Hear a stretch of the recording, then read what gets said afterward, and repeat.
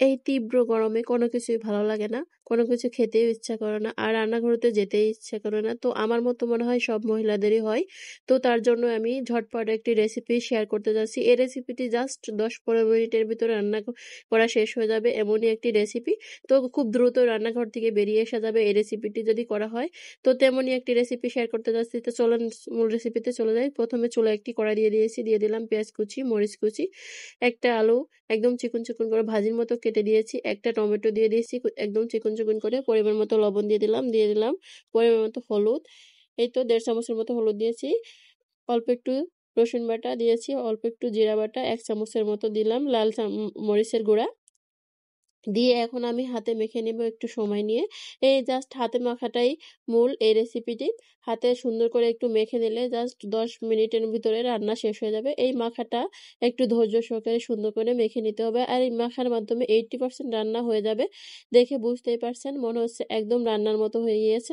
তো একটু ধৈর্য সহকারে হাতে মেখে নিলে, তো জালটা জ্বালানো হচ্ছে না যেহেতু, তাহলে একটু গরম কম লাগবে, তাই এই রেসিপিটি রান্না করা সুবিধা আমার মনে হয়।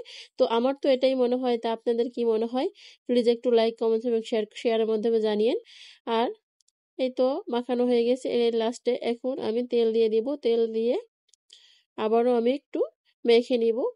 তেল দিয়ে আবার একটু সুন্দর করে মেখে দিলে সুন্দরভাবে তেলটা সব কিছুর ভিতরে চলে যাবে। এভাবে করে আবারও একটু সুন্দর করে তেলের সঙ্গে মেখে এই পর্যায়ে দিয়ে দেব মাছ, পাবদা মাছ দিয়ে দিলাম। পাবদা মাছটা আমি আগেই সুন্দর করে একটু ধুয়ে নিয়েছি। পাবদা মাছটা একই সঙ্গে এভাবে করে সুন্দর করে আবারও একটু মেখে নিতে হবে। এভাবে করে একটু মেখে নিয়ে ধৈর্য সহকারে একটু মেখে নিলেই জাস্ট রান্নাটা শেষ হয়ে যায়। আমি তো রান্নাঘরেও ফ্যান দিয়ে নিই, জাস্ট এসব কাজ করার সময় ফ্যান চালিয়ে নিই, তাই গরমটা একটু কম লাগে। তো রান্নার চুলা যখন জ্বালানো হয় তখন তার ফ্যান চালানো যায় না। এই পর্যায়ে আমি হাত ধোয়া জাস্ট একটু পানি দিয়ে দিলাম, পানি দিয়ে আমি আবারও একটু নেড়ে চেড়ে সুন্দর করে পানির সঙ্গে মিশিয়ে নিব।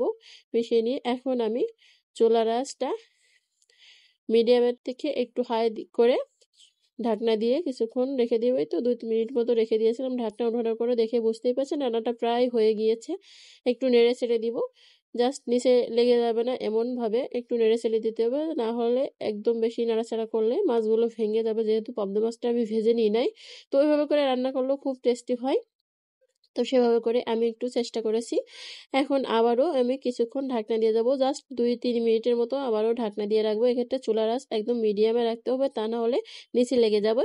এই তো 2-3 মিনিট পরে দেখে বুঝতেই পারছেন রান্নাটা একদম হয়ে এসেছে।